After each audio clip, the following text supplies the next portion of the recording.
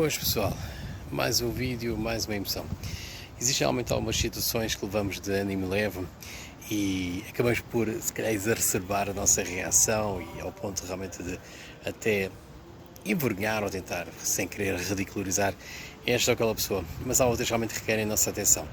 Existe efetivamente um youtuber, e não só, que está com o nome de Diogo, que tem o seu canal com o nome de Bronze Podcast. É uma figura que eu vim a conhecer por sugestão, isto em conversa relacionada com sobre o Miguel Macedo, no canal dele, relativamente a um conservador católico que é um pouco à semelhança do Miguel Macedo, e efetivamente teria um canal, seria atrativo, seria interessante. E eu realmente a partir daí comecei a seguir, depois de ter conhecido esse canal, a acompanhar, e realmente foi de surpresa minha. Bastante agradável o facto de eu ter convidado uma das pessoas que eu também tenho seguido, um norte-americano católico que se conhece como E. Michael Jones. Okay? Nós, Sentinel, temos realmente alguns vídeos traduzidos dele, e realmente é uma figura muito preeminente e que alerta não só pela questão do ataque ao tradicionalismo, à família, à moralidade, à vida, mas também a desmascar, denuncia realmente a esquerda, obviamente mais a nível norte-americano, os ataques à Igreja Católica, e também não é daquelas pessoas que estão atoladas e conseguem realmente identificar e apontar o dedo efetivamente a situações ou a figuras menos corretas, menos populares dentro do Vaticano e não só. Pronto. E algo que me chamou ainda mais a atenção sobre o E. Michael Jones é o facto dele também de chamar os bois pelos nomes, nomeadamente os eleitos, os judeus, e dentro e fora da Igreja Católica, e as suas influências nefastas. Pronto, o que acontece, o Diogo realmente entrevistou ele, sendo uma pessoa que realmente tem chamado para essa atenção, e percebi que efetivamente o Diogo é uma pessoa um pouco mais esperta dentro desse âmbito, ou seja, ao contrário de muitos outros neoconservadores, ele consegue reconhecer as ações e repercussões daquilo que os eleitos de Deus, o povo eleito de Deus, tem feito sobre toda a civilização ocidental, já há bastante tempo.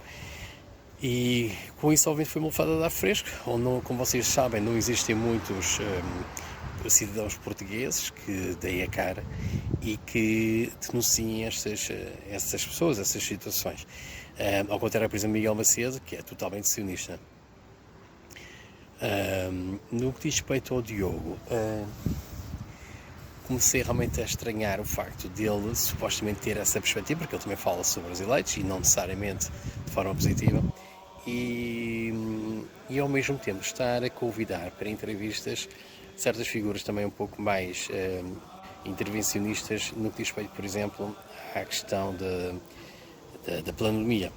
Ou seja, convidou uma das pessoas responsáveis pelos Médicos pela Verdade, a doutora Margarida Oliveira, e da parte dos advogados da verdade, o juiz ou ex-juiz, doutor Rui Castro Ferreira, que, caso não saibam, ficam a saber, são os judeus.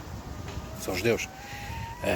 Quanto ao juiz, ainda tive realmente algumas dúvidas, mas vim a ter acesso ao nome completo dele e vim perceber efetivamente que as ações que ele teve quanto à atribuição da nacionalidade de descendentes dos judeus sefarditas no Brasil, que levou inclusive a suspender as suas ações, a sua profissão enquanto juiz, e passar a ser advogado, ainda para mais num país que não é o nosso, embora seja a mesma língua, chamou realmente muita atenção. Para digo já aqui a informação, um dos nomes do juiz, agora não me recordo da totalidade, é juiz, não é juiz, desculpa, é Rui Pedro Aparecido Nogueira Castro Ferreira.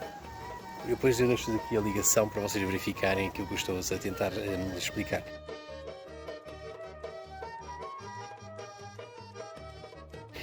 No que diz respeito à doutora Margarida Oliveira, nada me chamou a atenção, ou se realmente fizesse suspeitar sobre ela, até ter assistido a uma entrevista que ela fez ao canal do Alfredo, Quer Emigrar, onde ela aparece com um candelabro. sob a intenção dos símbolos judeus. E realmente o apelido dela não engana ninguém. Por isso, sim, começa a ser um pouco peculiar que efetivamente hajam tantos ativistas e pessoas que por visto estão bem posicionadas dentro, digamos assim, de determinado tipo de setores profissionais mais destacados, que chamemos de elite, os intelectuais ou não, onde basicamente todos eles ou quase todos eles são judeus, o que é pertinente. O Diogo supostamente deveria de ter acesso a esta informação, porque isto, eu não sou nenhum iluminado, não tenho nenhuma bola de cristal, nem nenhuma pessoa mágica, nem nada que se pareça para conseguir descobrir este tipo de informação. Antes de convidar a pessoa a participar num projeto meu, eu mas tento sempre para preocupar-me em recolher o máximo de informação. Isto para não repetir o que aconteceu, por exemplo, quando eu cedi realmente o meu tempo naquela conversa que tive com o Miguel Macedo e o Gonçalo Sousa. Mas não, o Diogo fez isso. E não fica só por aqui.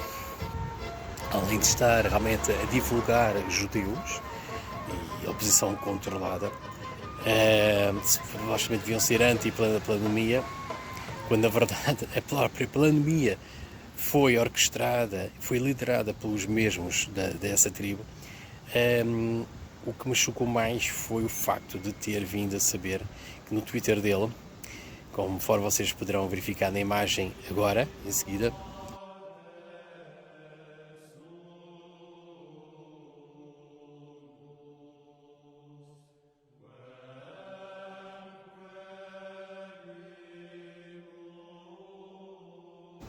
exato, nesta imagem, ele, por outras palavras, indicou que quem não é católico romano ou quem não se converter ao catolicismo romano deve perecer, deve ser exterminado, como se fosse uma sub-raça, fosse um ser inferior.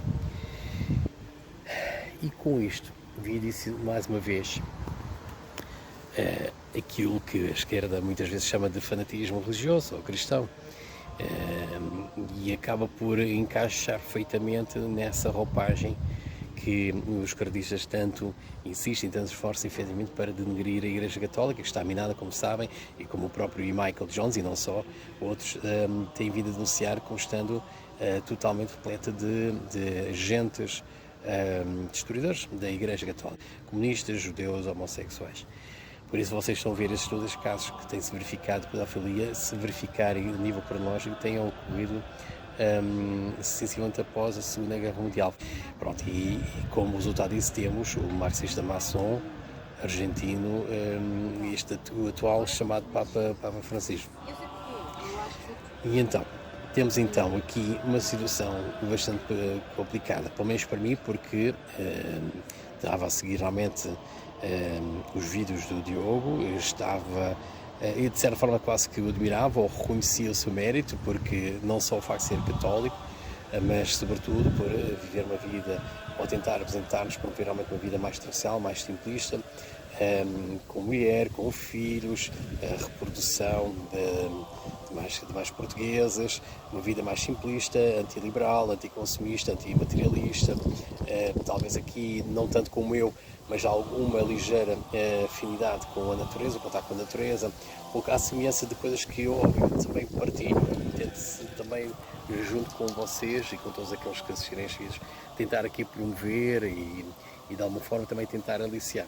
Eu vejo isso realmente como pontos fortes, pontos positivos, e inclusive até cheguei a pensar em trabalhar num projeto com ele. Tinha-o convidado, simplesmente não foi à frente, porque lá está, vem a descobrir que muitos destes youtubers e figuras mais destacáveis efetivamente são sua posição controlada. É difícil criar algo com esse tipo de bases. Pronto, e eu realmente, em relação àquilo que tenho percebido e até discutido com o Diogo, ele é uma pessoa assumidamente fanática, fundamentalista, e realmente é lamentável isso acontecer, porque transmite efetivamente o pior lado daquilo que se deveria mostrar para uma religião, uma igreja, que efetivamente deveria destacar-se pela solidariedade, pela cooperação, pela aceitação e afins, e vem-se de demonstrar justamente o oposto. Eu não sei se é propositado, a verdade seja dita. Sei que efetivamente ele transparece de que esse mundo de informação é quase como um autodidata. Ele não é mais velho do que eu, e acredito que ele realmente possa estar a seguir aquilo de uma forma real, não estar necessariamente a tentar destruir por baixo, por dentro, efetivamente qualquer imagem que a Igreja Católica ou o Vaticano possa ter. O que me preocupa ainda mais, porque, como sabem, eu tenho afinidade pelo cristianismo, não necessariamente pelo catolicismo, e realmente isso repudiou-me bastante, porque apesar de ter esta perspectiva, esta mundivisão e ter realmente as minhas ideias, não sou necessariamente, ou não acho que tenha se impor qualquer tipo de religião, seja o cristianismo, seja o paganismo ou outro. Posso dizer que, inclusive, neste momento, isto pode ser alterado, considero-me um pouco como um cristão celta gnóstico, que é um pouco difícil de conseguir compreender, mas isso é história para outro vídeo. Mas só para ter a noção, eu, enquanto criança, descobri o cristianismo através de livros de Estado Novo, livros de material escolar de primária da minha mãe. Minha mãe nasceu em 1955, descobri por volta dos 10 anos, li, memorizei realmente as orações, percebi um pouco mais do que aconteceu, supostamente com o que levou realmente ao nascimento e a observação realmente do cristianismo através da vida e obras de Jesus Cristo.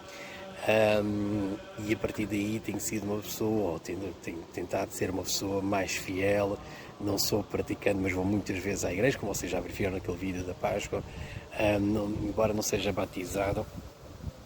E a verdade seja dita, com a informação que acabei por ter acesso em muitas fontes, não necessariamente de fontes esquerdistas, obviamente que neste momento a minha crença estremeceu bastante.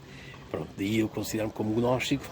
E o cristianismo celta porquê? O cristianismo celta porque a minha afinidade, o meu elo com a natureza é mais que muito. Isso foi efetivamente estimulado com a minha vivência e com a aprendizagem que tive com o meu pai, sendo fuzileiro, e ele, por cima, alentejano, sempre tivemos contato com a natureza, piqueniques, passeios, andar bicicleta, simples convívio, e junto a um mato que havia na altura, e junto à zona onde eu cresci, e com isso realmente criou isso, e as minhas temporadas de férias no Alentejo levou efetivamente que eu tivesse um contato muito grande com a natureza, com o campo, com a praia, com o mar, e é algo que eu não consigo desvincular.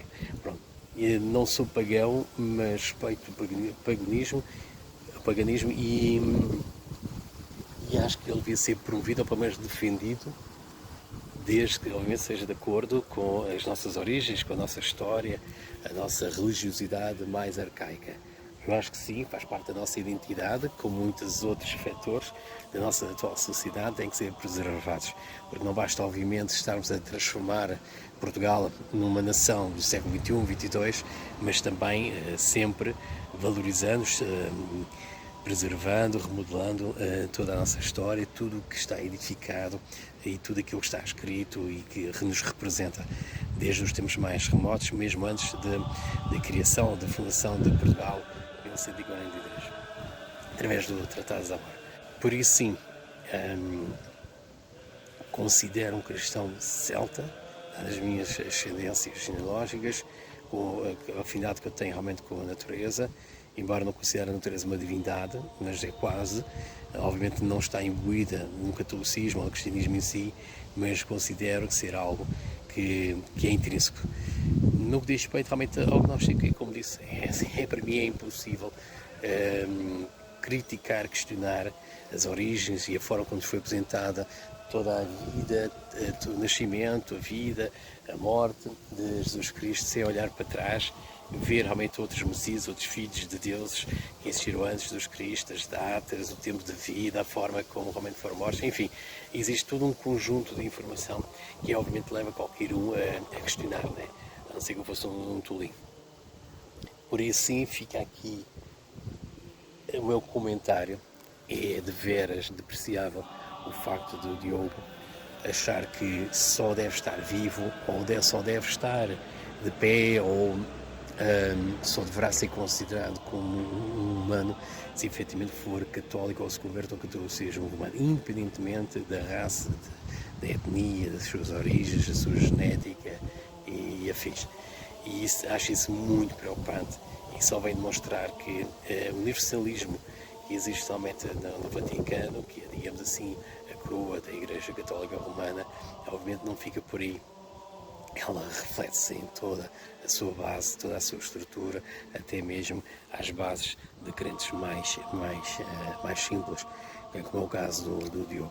Por isso, sim, é preocupante e eu compreendo porque haja tantos nacionalistas ateus, pagãos, que condenam, como acontece com a esquerda, condenam realmente o catolicismo, o cristianismo de forma geral, quando ainda para mais é alimentado com este tipo de comentários, com estas verborreias alucinadas, que nada beneficia realmente a nossa luta contra o mundo moderno. Por isso fica aqui então a minha observação.